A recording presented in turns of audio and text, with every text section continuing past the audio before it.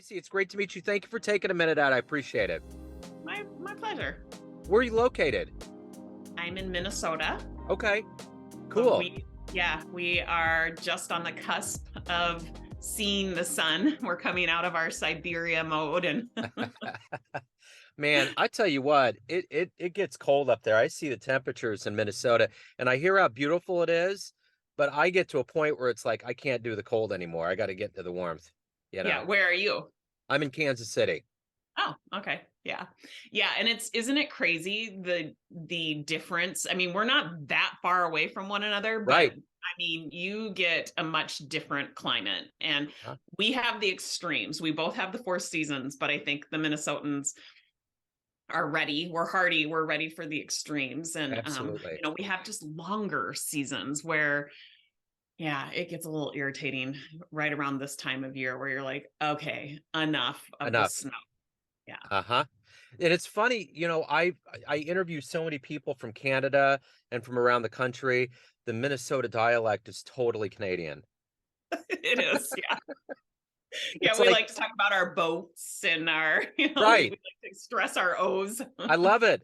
And I think sometimes people with me will be like, you almost sound a little bit like you have a Southern thing, or some people do. And I Yeah. don't, I don't sense it, but it's weird how dialects work and how the countries just kind of how it all comes together. It's strange. So, Yeah. Yeah. but speaking of the country, speaking of the world, this time we're living in right now, we've all gone through quite a thing with COVID for the last 3 years. We're coming out, things are waking up. How did you survive that time period? And how has it changed the way that you do things now, either living your life or conducting business? Yeah. Well, I would say that COVID was actually pretty friendly to my business. I'm a life coach. And so when you find yourself dealing with unusual circumstances, your brain tends to freak out a little bit. And I like to just really put people at ease when they are recognizing that they're feeling frustrated, confused, overwhelmed. Our formal education system taught us what to think. It didn't teach us how to think. So when we find ourselves in those kind of unusual circumstances, we immediately are like, oh my God, how do I think about this? I know what to think, like something has gone very wrong. Well, that thought is coming from our primitive brain, our fear-based brain.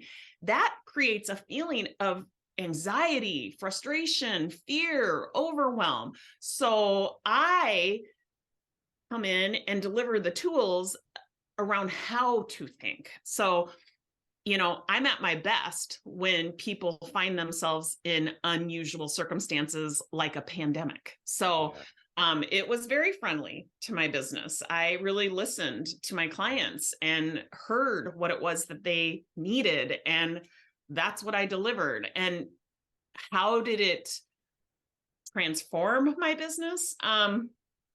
I would say that not unlike a lot of other businesses, I learned how to really embrace the world, the virtual world, the online world, and expand.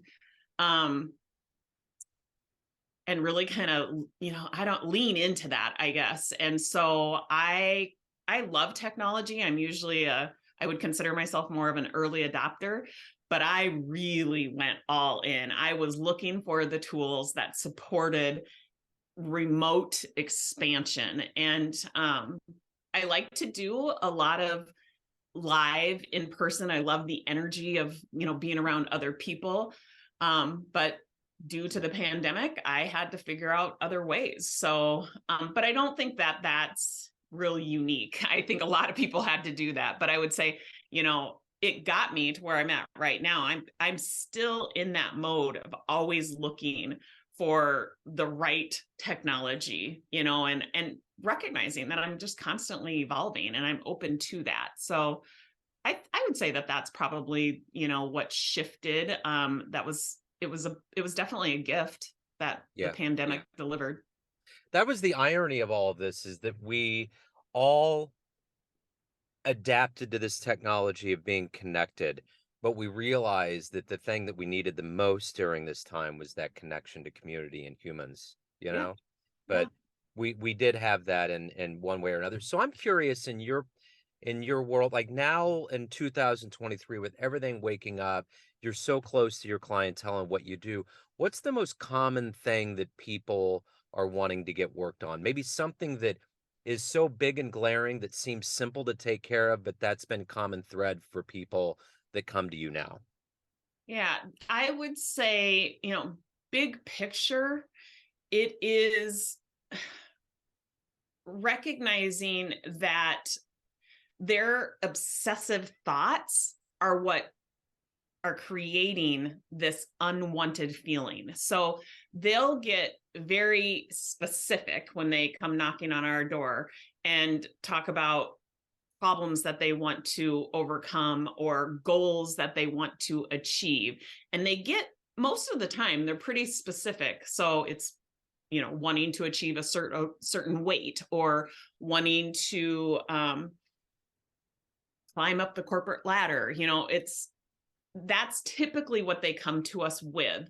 Um, and I like to teach them how to create a sense of self-control so that it's a skill that becomes applicable in every area of their life. So, like I said before, our formal education system taught us what to think, but it didn't teach us how to think. So we graduate without this fundamental understanding of ourself, like the neuroscience of our brain and how much control we actually have over our feelings that drive our behaviors that then create our life experiences.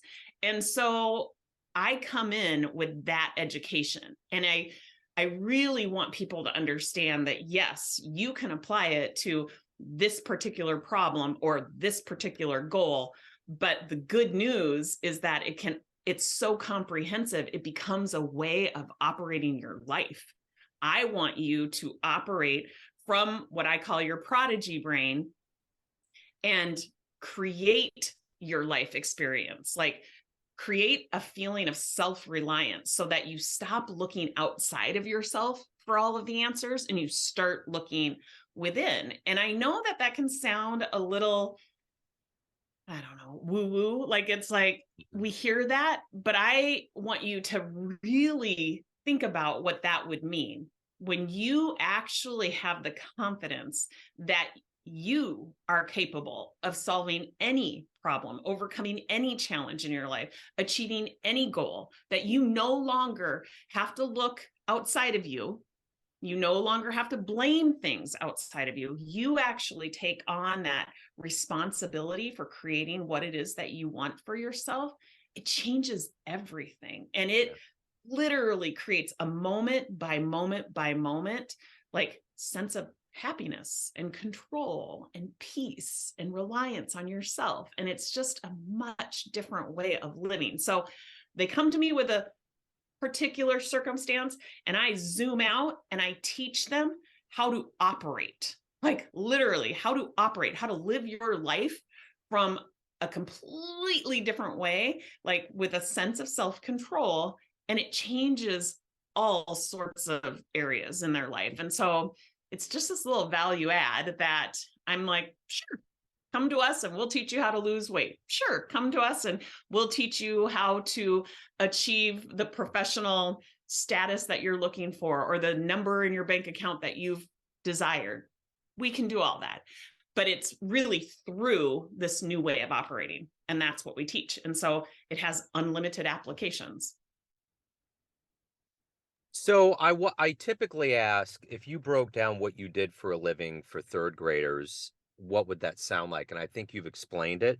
So what I want to do with you is ask, what did you want to be when you were in the third grade? What was your dream growing up? Huh.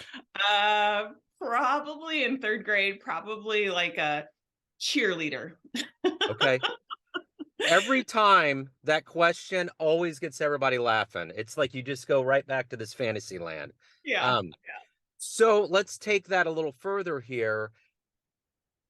let's go back to where you were born and raised. And what were some of these seeds that got into you? Because you're not just doing something to make a paycheck, or you're really actually giving, and there's a lot of you that gives to your clients. How did this happen? How did these seeds get sprinkled to grow into who you are? Hmm. You know, I don't know if I have a real poetic answer to that. I would say I am on a daily basis at awe. I am so abundantly grateful for where I'm at right now. And there are times where I catch myself looking to my past and wondering what led to this. And I just know that it was like meant to be. It was a culmination of so many experiences that I can find myself wasting a whole lot of time trying to kind of unwind that. And where I have found that, the investment of time is so much better spent. The return on that investment is when I look forward. And I really live from this place of like my future. I see Self Made You becoming this household name that people think of when they want to live their life from a place of self control. All the people that feel like they have been living with a lack of control in every area of their life, I want them to have Self Made You as the place where they're going to finally get that education, where they live from this day forward with a sense of self control. So, what led to that, I'm guessing, was my own personal experiences of feeling out of control from the minute I was probably born. There's so much messaging coming at us that says, you should look like this, you should do this, you should achieve this. And I experienced just as much unnecessary suffering as the next guy. And I just decided that I don't want to live like that anymore. And so I created a system from which I operate from that creates sense of self-control, and it has extraordinary effects on every area of my life. And so, I mean, I can give you specifics probably at every stage of the game where I think I was suffering. I suffered from over drinking. I suffered from overeating. I suffered from burnout when I was in the corporate world. And I know that story probably resonates with a lot of people, but I just decided I don't want to live like that anymore. There's a level of what you said that's like existentialism, like that whole waiting for Godot thing. You kind of have to put the past in its place and look at what's going to happen in front of you and realize that you can do it. It's all about Yeah. exerting control. Yeah. And that's one of the hardest things I think for people to do, is whether you're quitting smoking or quitting a habit that you don't want to get involved with. It's like you have to find that place in you, and it all goes into your mind, like what and it's hard. It's really hard. All of it's hard, you know. Yeah. Yeah. And there's a component of the work that I do that I ask my clients to look at, decide what it is that they want first and foremost, and then to look at what actually created the experience that they're having right now. So we don't go super far back. We go back to like 5 seconds ago. What was the thought that created the feeling that created the experience that you're having right now?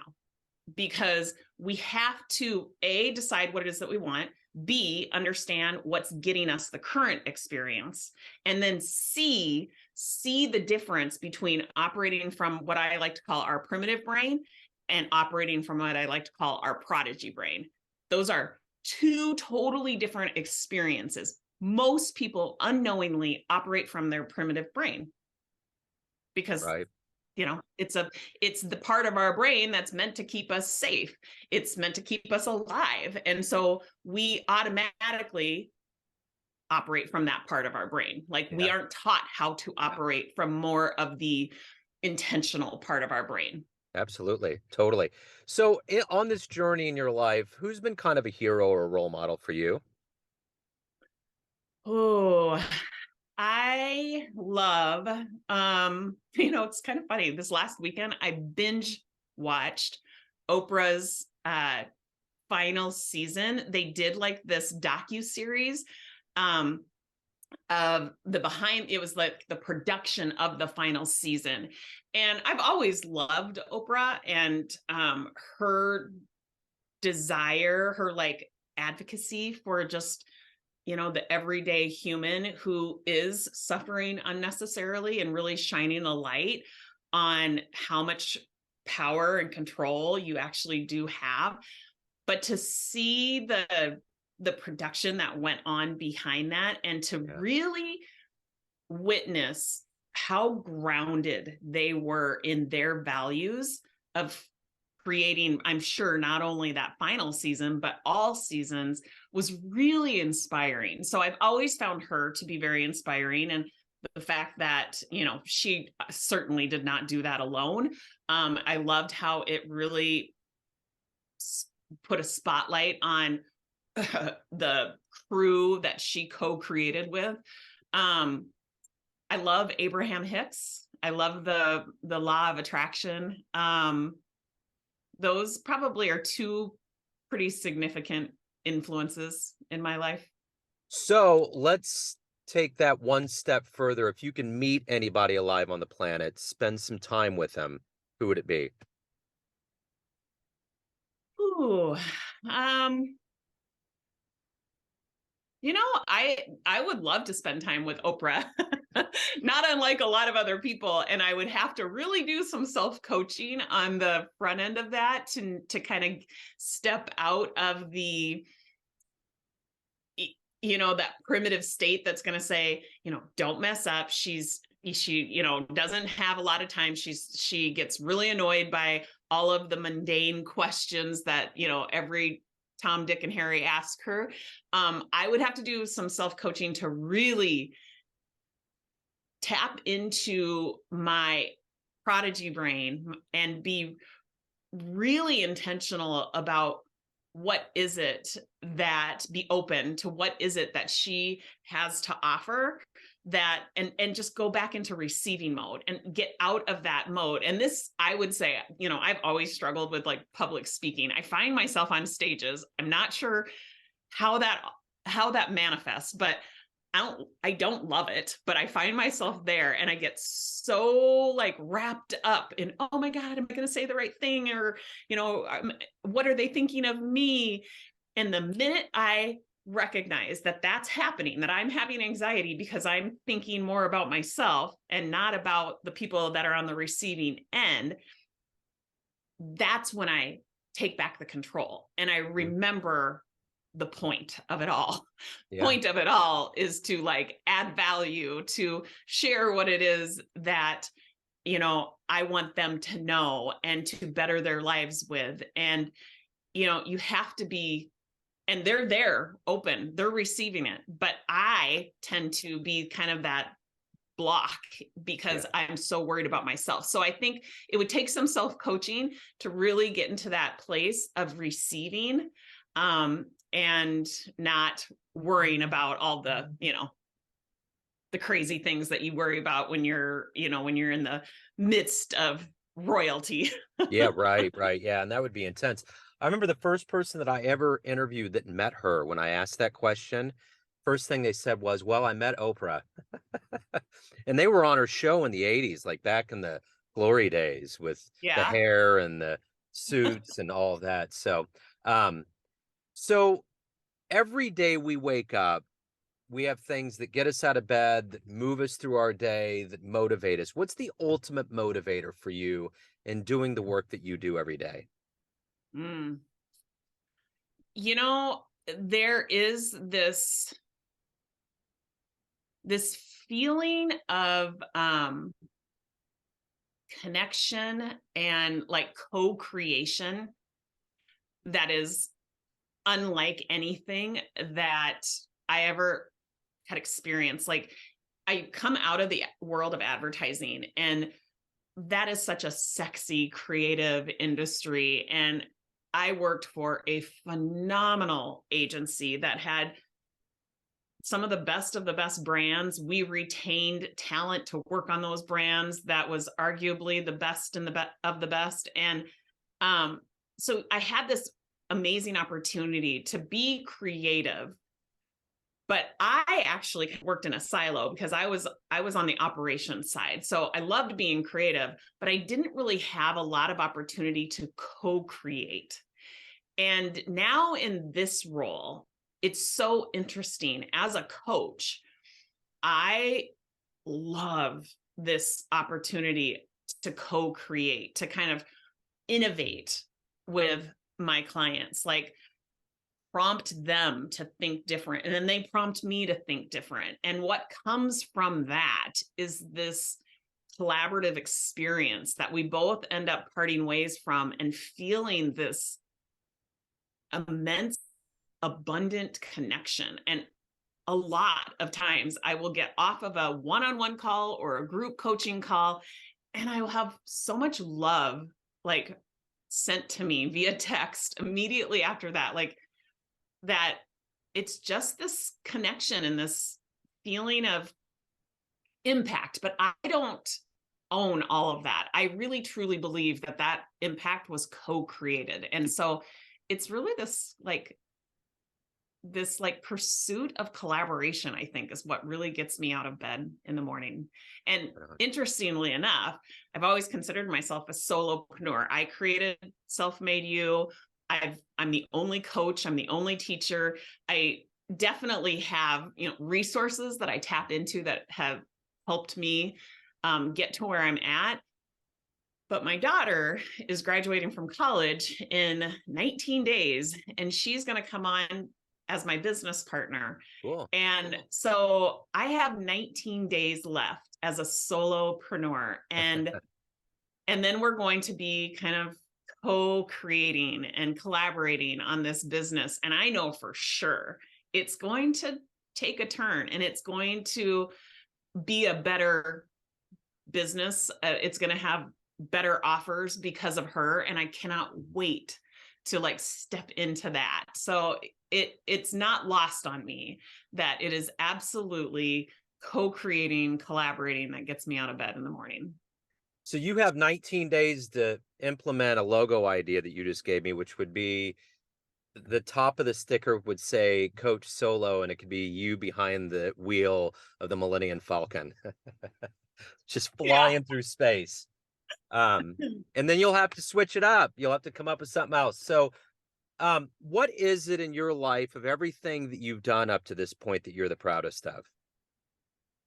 Huh. Outside of, I think what a lot of moms would say is, the creation of my family, that every day, it brings me to tears because I'm so proud of the family that I've had a part in creating. But outside of that, I would say it is the self-control operating system. I think that system, it overlays into every program that we have at Self-Made You. It fundamentally, that's what we teach.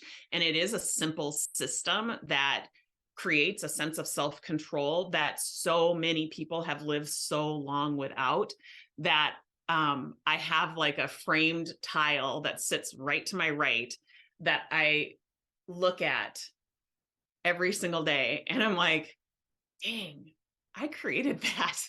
Like, that's amazing that I created that. And that is changing so many lives. So yeah, I'm really proud of that. I was a psychology major in college. And so I'm very, I understand and I love a lot of theories, psychological theories. Maslow's hierarchy of needs is one that I'm very bought and sold on. And I took that and I overlaid our curriculum because I really wanted to take a hard look at, are we offering programs that meet needs? I really wanted to look at that and go, do we meet the needs of people? And so that hierarchy of needs, it starts with the physiological needs of, just the basics and safety. And then it moves into the psychological needs of belonging and esteem. And then the very tippy top is the self-actualization and like how you can impact other people's lives to meet that self-actualized need.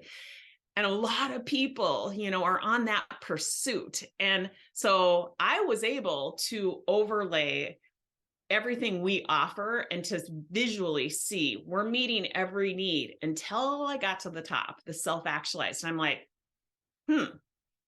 what is it that we offer that meets the need of our clients to become self-actualized, or I like to say self-made? And in 2023, I recognized I need to create programming around doing what made me self-made, what makes me self-actualized, and that's impacting other people's lives. So how do I teach people how to do what I'm doing? Because it worked for me. So I created the student teacher program that is, starts people down that path of teaching other people the self-control operating system. And then we have the Self-Made You Coach program. So the student teacher program is the prerequisite to the Self-Made You Coach program. And now the big mission is to become a household name. Well, I'm going to probably need other teachers and coaches to do that. So it's just been this beautiful like orchestration of exactly, fulfilling that dream, making that dream come true. And I'm bringing people who have been raising their hands saying, I really want to teach people how to have self-control, like whether it's their coworkers, whether it's their team, their employees, their children, they indirectly or directly want to teach that. And so I'm teaching them how to teach that. And now I can say, we have the curriculum that meets every single need in that pyramid. And it just feels so good. So I have that to my right, the overlay of that hierarchy of needs. And I look at that every single day and I'm like, dang, good job. Yeah, absolutely. I'm proud of it. Yeah, for sure. So let's get to the real true essence of you. Everyone has a perception of you. We have all these bubbles and pockets of people in our lives, family, friends, clients, colleagues, but you ultimately run the show. What's your perception of you? Who do you think you are? You know what? I would say I am the ultimate student teacher. I will forever be a student. I am a lifelong learner. I don't think I will ever cross some finish line where I say, I've got it. I've learned exactly what it is that you need to hit this pinnacle. Like, I think I'm always going to be in that state of becoming. So I think of myself as a lifelong learner, therefore a student, but yet I recognize that in order to take my learning to a deeper level, it's really beneficial for me to teach it. And so I really do look at myself through the lens of a student teacher. Wonderful. Tracy, if anyone out there wants to hire you, learn more about you, anything involving your world, where can they go? Go to selfmadeyou.com. That's where you can find all the resources from free to paid. They're all there. It's self-made and then the letter u.com. Wonderful. This has been great. Hey, Tracy, thank you very much. How do you pronounce your last name? Pleschourt. Just want to make sure. I didn't want to assume anything. You know how that goes. Yeah. All right. Hey, Tracy, thank you. Best of luck with everything. I appreciate you opening up your world and talking about what you do. I appreciate it. My pleasure. Thanks for having me, Joe. Thank you. Take care. Bye-bye. See ya.